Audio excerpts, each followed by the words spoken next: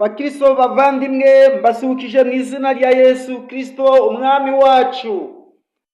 Amahoro aba ku Mana Data abane namwe mwese. Amazina yanjye Ntuzabakiriho Yonasi, pasiteri mu batambyi b'umwuka.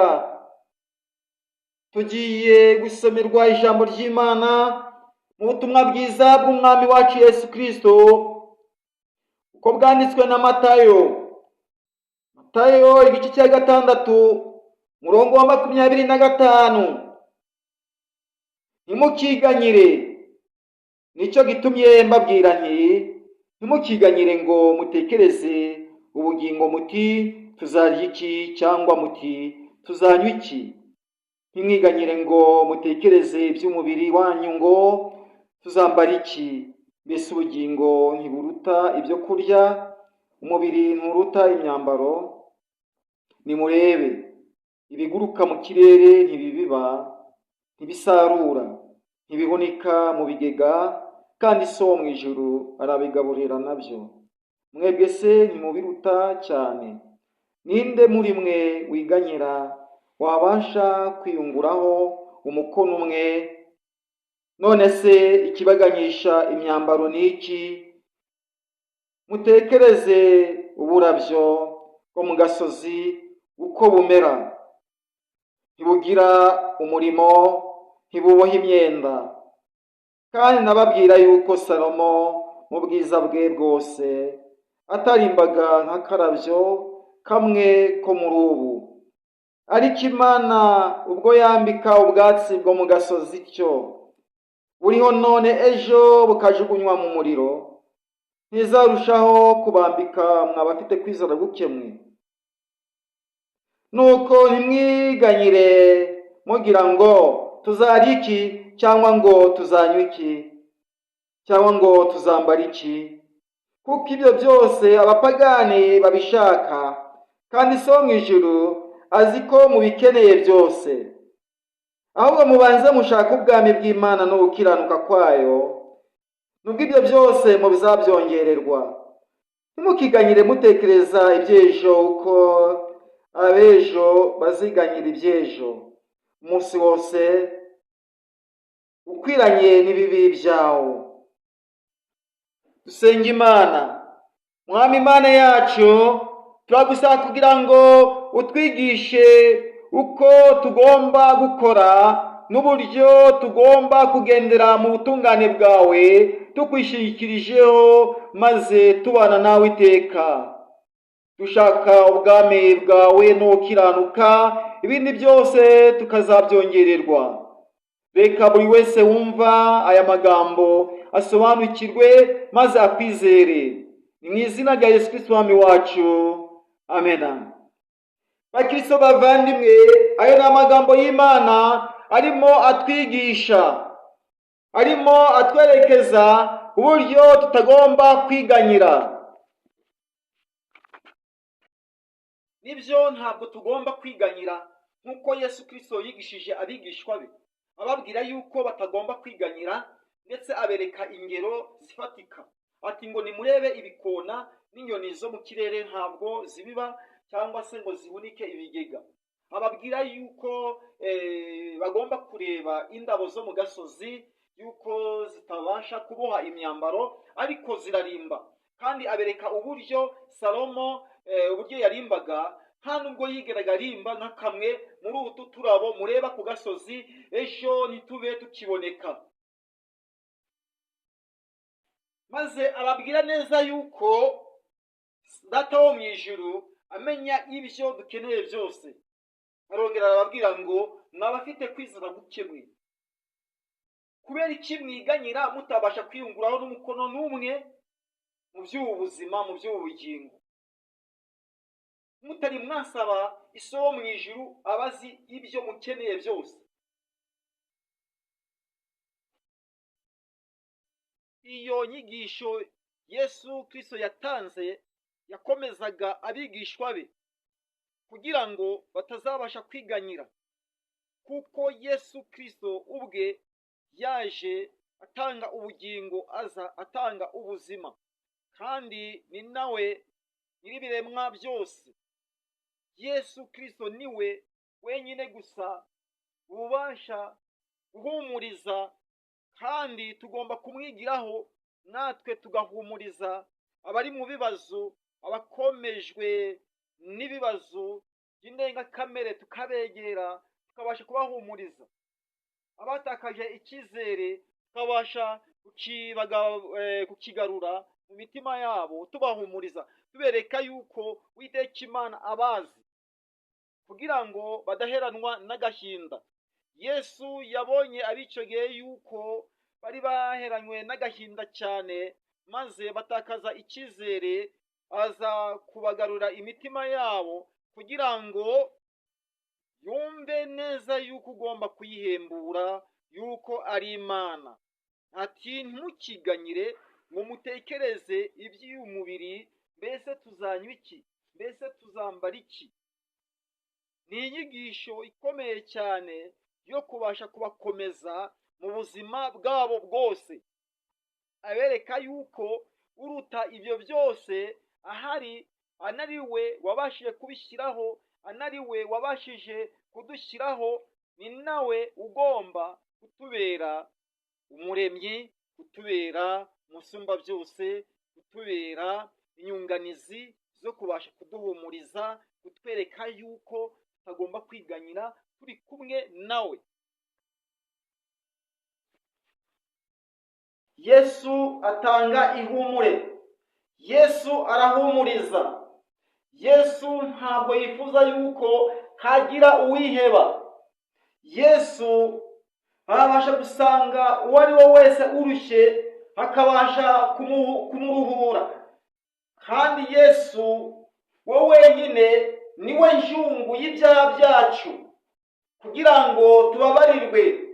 Si ibyo gusa, adusanga mu buzima bwose akatubera ihumure, kandi aca bugufi kugira ngo buri wese abashe kumenya icyo ari cyo, icyo agomba kuba yakora. Yesu uca bugufi se kugira ngo atwegere, wowe wabasha guca bugufi umeze ute? Nawe ubwawe warushaho kugira ngo uwo ari we wese ajya kwibonamo. Yesu impamvu yaciye bugufi kwari ukugira ngo yiyegereze rubanda rugufi, bose babashe kumwibonamo. Nawe ubwawe gerageza ujye uhumuriza bagenzi bawe. Yesu niwe utanga ihumure ku buzima bwawe. Yesu niwe utanga ihumure ku kiremwa muntu. Uko Yesu abasha kuduhumuriza, natwe ubwacu niko tugomba gusanga abari mu bibazo tukabasha kubahumuriza. Ijambo ry'Imana mu gitabo cy'Abami ba mbere igice cya 17 umurongo wa 8 hatwereka uburyo Eliya yabayeho mu bihe bigoye. Yabashije kurwana ishyaka, arwanya ibicaniro bya Bayali, arabisenya ndetse anicora n'abahanuzi ba Bayali. Ijambo ry'Imana riratwereka yuko yabashe guhunga, ahungira ku kagezi ka Kireti. Yamaze igihe anywa amazi y'aho kagezi, Uwiteka Imana itegeka ibikona kujya bimusangaho, bimugaburira, bimuzanira umugati mu gitondo, bikamuzanira inyama. Eliya yabayeho neza, kandi icyo gihe nta mirimo yagiraga, ariko Uwiteka Imana yamusanze mu bihe bigoye. Nurwana ishyaka nawe ubwawe yo gukorera Uwiteka Imana, Imana ntabwo izagutererana.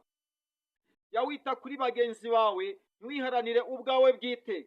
Igihe cyarageze, kakagezi karakama, maze Eliya yumva ijwi riramubwira ngo, Eliya haguruka ujye i Sarefati h'Abasidoni, niho mbashije gutegeka umugore w'umupfakazi, niwe uzagutunga.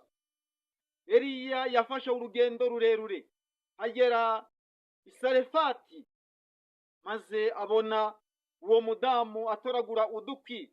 Eliya yaramubwiye ngo, umva mubyeyi, wampa amazi mu gacuma nkabasha kunywa. Icyo gihe cyari igihe kigoye, cyari igihe cy'inzara, maze umukecuru, umudamu, umubyeyi yaragiye azana amazi, ariko Eliya yabashije kongera kumubwira ngo genda mu rugo unzanira agatsima mu ntoki. Icyo gihe cyari igihe gikomeye cyane. Uriya mupfakazi nta cyo kurya yari afite. Yaramubwiye ngo nkurahiye uhoraho Imana ukorera, nta byo kurya mfite usibye agatsima gakeya, agafu gakeya mfite mu cyibo, n'utuvuta mfite mu mperezo. Njye n'umwana wanjye turi buze ukavuga turye, niturangiza twipfire. Yarageze mu gihe kigoye, yarageze mu gihe cyo yumvaga yuko urupfu rwamwegereye, ariko Uwiteka Imana yari imufiteho umugambi. Yari umunyamahanga, ntabwo yari umwisiraheli. Imana yumva ingeri zose gusumbya uko wowe ubwawe wiharanira muri shyanga runaka. Oya, Imana yita ku ari wowe wese. Ntukavuge ngo Imana ngo yita ku bakire, ngo ireka abakene. Oya, yita ku ngeri zose. Ukuri kose uramaze mu gihe cyubasha guca bugufi ukegera Imana kandi ugakunda bagenzi bawe. Maze Eliya yaramubwiye ngo oya, Uwiteka Imana iravuze iti genda ubikore uko nk'uko, kuko mu giseke ntabwo hazaburamo ifu, no mu mperezo ntabwo hazaburamo amavuta. Genda ubikore uko nk'uko, maze nubasha ukavuga ntukoreho utari wanzanira. Ni isomo rikomeye cyane. Ese wowe riramutse rikugezeho wabyitwararika mute? Uwo muntu uri mu kubwira amagambo ameze atyo, ese wamwumva ute mwa kino gihe cya none tugezemo? Mubyeyi yaragiye abigenza uko, maze azanira Eliya. Eliya ararya, aramubwira ngo genda nawe ubwawe utunganye ibyawe n'umwana wawe. Niko yabigenje. Ho bisigariye noneho rero ya mvugo y'Uwiteka ni imvugo ikomeye cyane. Nimugoroba, igihe cyarageze, mu masaha y'umugoroba, wa mubyeyi ajya muri cya giseke, abona ifu ni yose. Agera muri ya mperezo, abona amavuta ni yose. Kugeza igihe Uwiteka Imana yavubiye isi imvura, maze imvura iragwa, barya banywa bamerewe neza. Eliya ntacyo yigeze aba, umubyeyi ntacyo yigeze aba. Nawe ubwawe jya ugira neza igihe cyose, kandi muri byose ujye umenya yuko ukugezeho harimo impano y'Imana. Yaba umwana mutoya, yaba umukuru, yaba umukene, uko ari kose ntukamwirengagize. Hari igihe Uwiteka Imana igomba kugutoranya muri rubanda kugira ngo ufashe mugenzi wawe, maze muri ibyo ukaba ukoreye imigisha.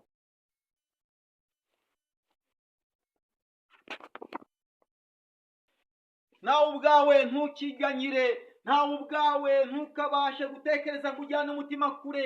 Uwiteka arakuzi. Igihe kirageze Uwiteka Imana ifungure amadirishya yo mu ijuru, maze ubone uburyo imigisha ibasha kukumanukiraho.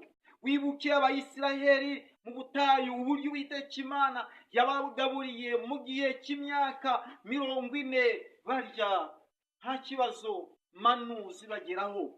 Nawe ubwawe wumve neza yuko Uwiteka Imana izi ibyawe.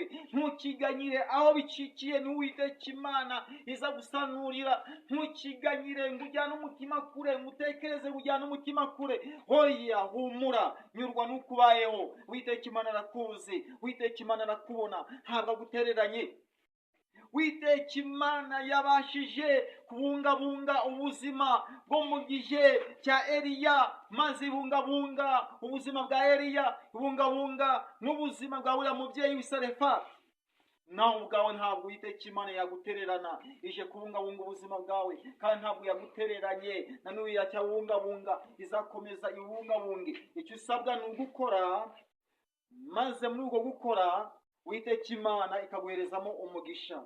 Niba uri umucuruzi, curuza, Uwiteka Imana azaguhereza umugisha. Niba uri umuhinzi ukaba ufite amasambu, hinga, Uwiteka Imana azaguhereza umugisha. Niba uri umutunzi, kora uwo murimo, Uwiteka Imana azaguherezamo umugisha. Ariko ntukirengagize yuko hari n'ababuze na kimwe mu byo ufite. Ntabwo wabasha kubashinyagurira. ujye ugerageza kubasengera ku Mana. Wowe Imana yashatse yuko waba ufite intera imeze uko nk'uko, ntacyo watanze, ahubwo ni ukugira ngo ukore umurimo wayo mu buryo butandukanye ufasha abatishoboye. Ugerageza kubikora, Imana izabiguhembera. Nawe ubwawe ntukigunge, nawe ubwawe ntugaheranwe n'agahinda, nawe ubwawe ntukumve yuko birangiye. Oya, humura, Uwiteka Imana arakubona, araguhumuriza. Uwiteka araguhumuriza, ngati ngo humura, humura. Wowe urwaye warihebye, humura, Uwiteka Imana aje kukubera Imana. Icyangombwa nuko wakumva neza yuko Uwiteka Imana arinze ubuzima bwawe. Uwiteka niwe uje kukubera ihumure. Mu bibazo Uwiteka arakuzi, mu bikomeye Uwiteka arakuzi. Oya, humura, ntujyane umutima kure, humura, ntiwigunge. Uwiteka akubereye umubyeyi. Hari igihe wiheba wumva yuko imiryango yakwanze, hari igihe wiheba wumva yuko inshuti zakuvuyeho bitewe n'ukuri.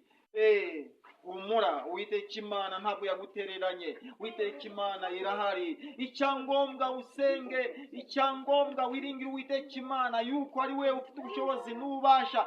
Nubwo umwana w'umuntu yakuvaho, ariko Uwiteka Imana we ntabwo azakuvaho.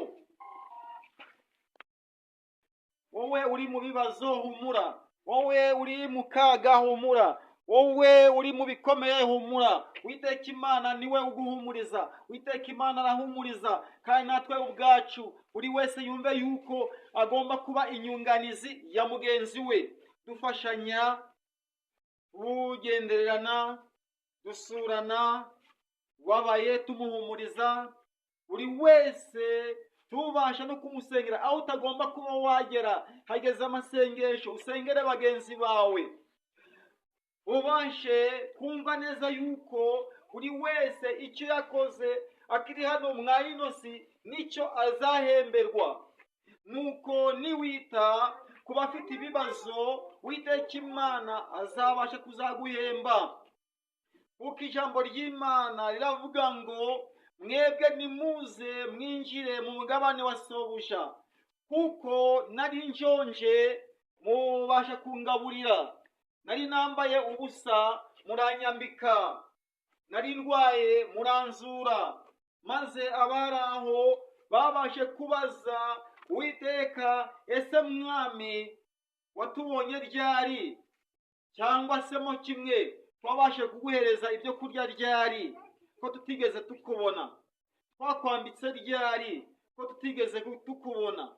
Twagusuye ryari, ko tutigeze tukubona? Maze Yesu azabasubiza ati, ubwo mwabigiriye aboroheje gusumbya mwe hagati muri mwe, ni njye mwabikoreraga. Maze abwira ab'ibumoso ati, nimuve aho ndi mwebwe, kuko nari nshonje ntimwangaburira, nari nambaye ubusa ntimwanyambika, nari ndwaye ntimwanzura. Maze ab'ibumoso baramusubiza bati, none twakubonye ryari ushonje ntitwakugaburira? Twakubonye ryari wambaye ubusa ntitwakwambika?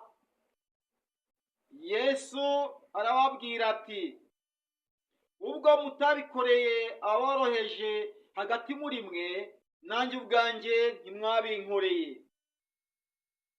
Ni amagambo y'Imana akomeye cyane, arimo agutunga urutoki. Ese urutoki utungwa ni mu cyerekezo cy'ab'iburyo, cyangwa se urutoki utungwa ni mu cyerekezo cy'ab'ibumoso? Ntukirengagize mugenzi wawe, ujye umusanga mu bibazo, ujye umuhumuriza. Niba arwaye umugereho, niba yambaye ubusa umwambike. Ntukamushinyagurire, umwereke yuko ari wowe wigize ko oya ntibishoboka. Ntukamushinyagurire, ko numushinyagurira ntabwo uzaba utandukanye na wa mwanzi gica ugenda abasha guhutaza uwabonye wese. Ahubwo ujye ugerageza gusanga abari mu kaga ubahumurize.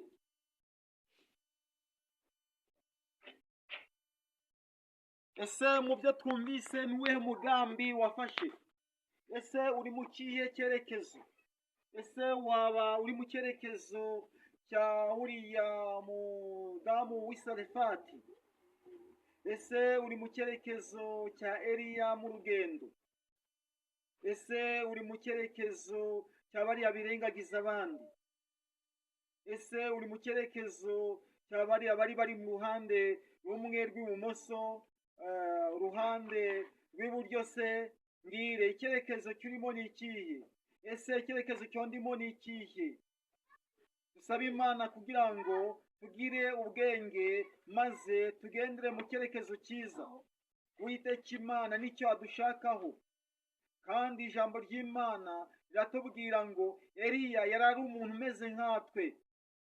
Yarasenze asaba Imana yuko itabasha kugusha imvura, maze imvura imara imyaka 3 n'amezi 6 itagwa. Natwe ubwacu nitugira ukwizera, Uwiteka Imana izabasha kutwumvira, ariko atari ukutwumvira muri cya gihe cyo kuvuma bagenzi bacu, ahubwo ari ukutwumvira mu gihe cyo guhesha bagenzi bacu imigisha no kubasha kubasanga mu bibazo no mu bibabaro no mu kaga bafite. Nicyo Uwiteka Imana idushakaho. Uwiteka Imana ashaka yuko twabana n'abantu bose amahoro, tukagira umwete wo gusenga n'uwo kubasha gukunda Imana. Bityo uzabona ingororano nugendera mu ruhande rw'abana b'Imana, ukamera nk'uko Eliya yagiye, ukamera nka uriya mudamu w'Isarefati yagiye akora, yakira abamugana kandi agaragaza uko yifite. Aho niho Uwiteka Imana yamusangiye, ibasha kumufasha mu myaka 3 n'amezi 6 yose, mu gihe cy'abandi bari mu kaga n'ibibazo bikomeye cyane. Twari mu kiganiro cyangwa se inyigisho itubwira ngo ntitukiganyire uburyo Yesu Kristo yabashije kwigisha abigishwa be, abereka yuko bagomba kwitegereza ibikona n'inyoni zo mu kirere. Ziriho, ntabwo zibiba, ntabwo zihinga, ariko Uwiteka Imana arazigaburira. Twereka uburyo Salomo yarimbaga cyane, ariko akarusho n'indabo zo mu gasozi kandi zitaboha imyenda. Ni inyigisho ikomeye cyane itwerekeza uburyo tugomba gukorera Uwiteka Imana, Uwiteka akazabasha kuzadusanga mu byo dukora mu gihe cy'indabo zo mu gasozi zirimba kandi zitaboha. Wowe ubwawe se ukora umurimo uko imbaraga zawe zingana,